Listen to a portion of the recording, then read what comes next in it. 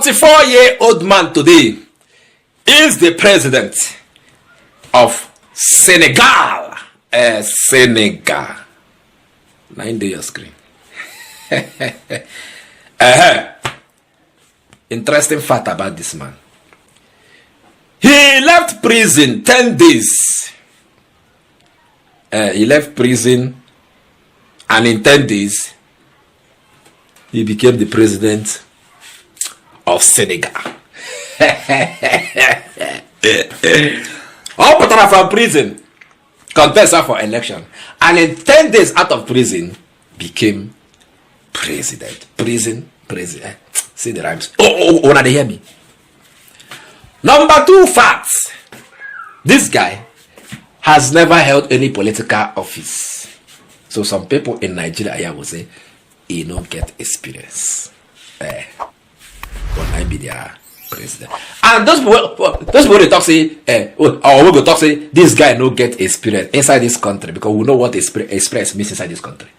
People they talk say, hey, you don't get experience, so you cannot lead us. So now people with they experience in stealing, killing, thieving, armed robbery with paper and biro, because they arm what they hold their own gun and paper and biro. Now them they always talk say person don't get experience, because them they have experience in thieving. That's the second fact about this guy. Now they hear me. I'm gonna come on down now, because during the last election we just say, yeah, you don't get experience, you don't get structure, you don't get this one, you cannot be president. This one now,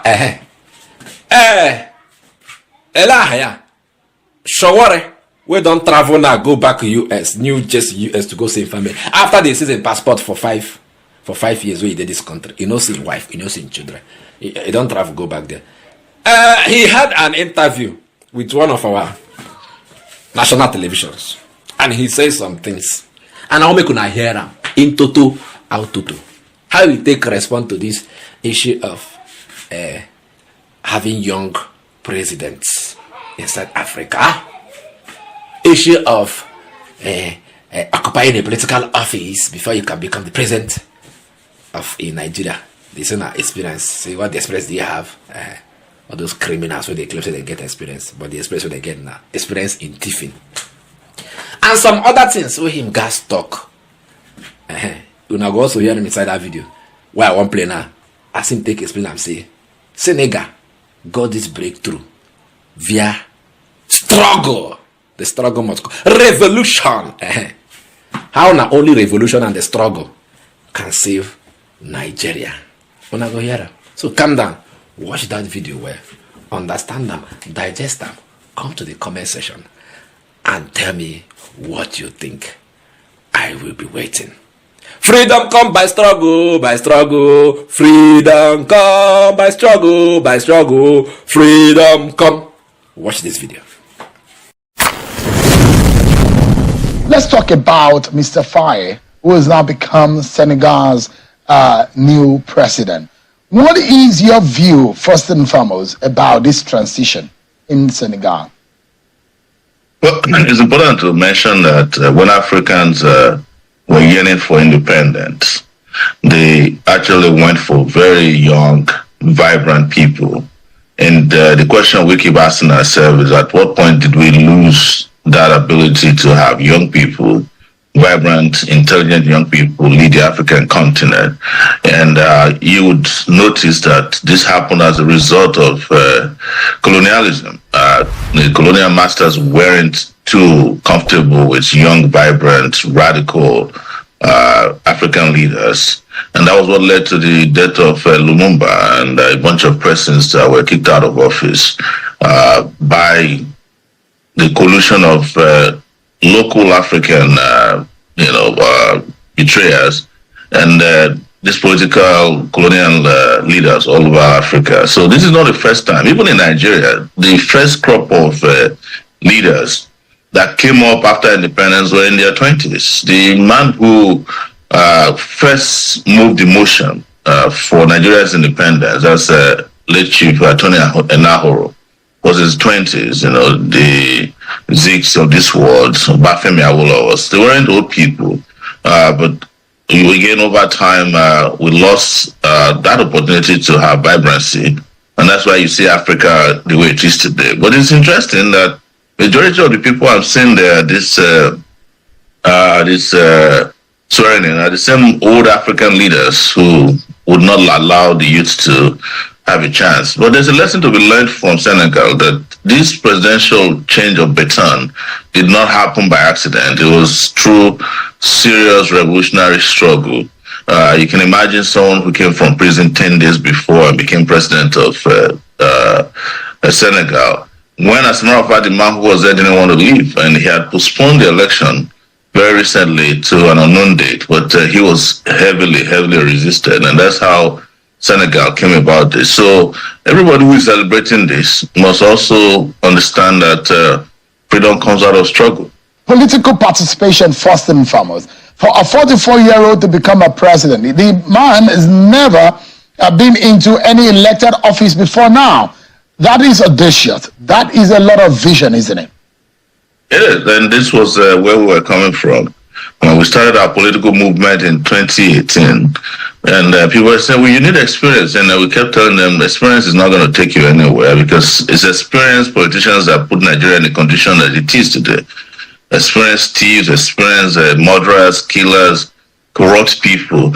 And now you've seen it in Senegal, that you don't actually need experience. You need leaders that have vision, people who are motivated to lead their people. I must make a caveat here that until we see the performance of these particular persons who have taken over power in Senegal, we should not celebrate too quickly, because we've had young people in Nigeria lead. The guy that just left Kogi is very young, and look at the way he left the state. And this is what I've always said, that my problem is not with old age. My problem is with old ideas of African leaders. They have no new ideas. And you can have some young people who live through very difficult old ideas, like the likes that we've had in Kogi. Not just one. The senator from there, the governor there, and several other persons who are young people who are disgracing their youthfulness.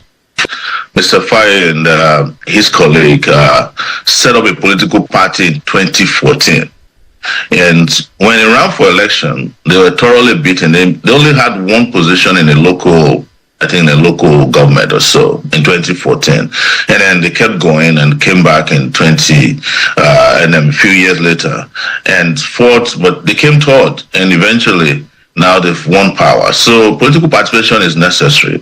Creating political parties that are not tainted by the old is also very important. But I must insist, and I agree with you here, that just being young in numbers is not enough. You must be persons of character, you must have mission, you must have vision, and you must have will to work for the people of your country. So, and the part about experience is also very important, because you hear that from Nigerians. I know they do that for different purposes. Oh, you need experience. This guy was a tax collector. That's the best thing I've ever done. Yet he's not even known to have been an activist before now. It was him and his friends in the tax sector that formed the political party. I came together and defeated the old guards. But this is not the first time in Senegal that the old guards seems to have been defeated. That's why I said earlier that we should be careful, because even the guy who was defeated, whose candidate was defeated, that's Macky Sall, was also seen as a reformer when he first came years ago. In fact, he was saying that he didn't want to spend more than 4 years in power. And then he came to power, he got used to it, and he became a terrible dictator himself. So it's very important. But when you question our young people, the question is, what are young people doing? That's the question. And young people who are doing what I call tag along, they are more interested in becoming, senior special assistants to governors or senators.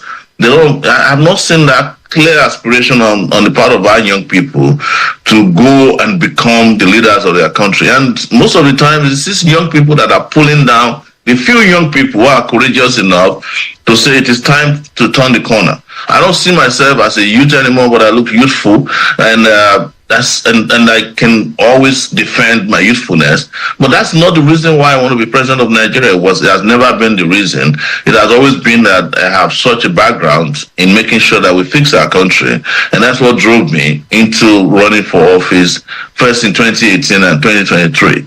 So this is a lesson, because our young people also have a tendency to praise other young people who are making this kind of difference in other places. But when it comes to them, there's some kind of a self-sabotage. You remember in 2018, there was this law of not too young to run. And I challenged it at that time. Why would you need a law for young people to run? You take power. Nobody will give power to you, via any constitutional amendments or laws. You take power. And now, so 4 years later, how many young people has that produced in the most important sector of the country, which is the presidency? You cannot be young, mission-driven, be visionary, and go and hide your bushel under some of these old people who have no idea how to even operate a phone. So, but youthfulness is also important in the sense that, you need leaders that are alert, who are capable, who are able to be responsive, who don't have to spend half of the time in the hospital. I'm not saying young people don't fall sick, but especially the ones that we know who are falling apart. They are doing us no good in our country. And we saw that with Buhari and subsequently the man there now. Imagine a country where its citizens get to enjoy the road without this.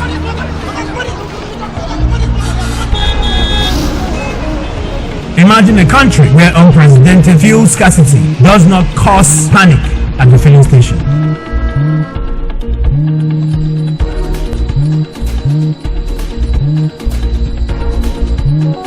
That is why Innocent Vehicles has embarked on manufacturing environmental-friendly gas-powered cars while still offering comfort, luxury, and doggedness for the African roads. Innocent Vehicles, the pride of African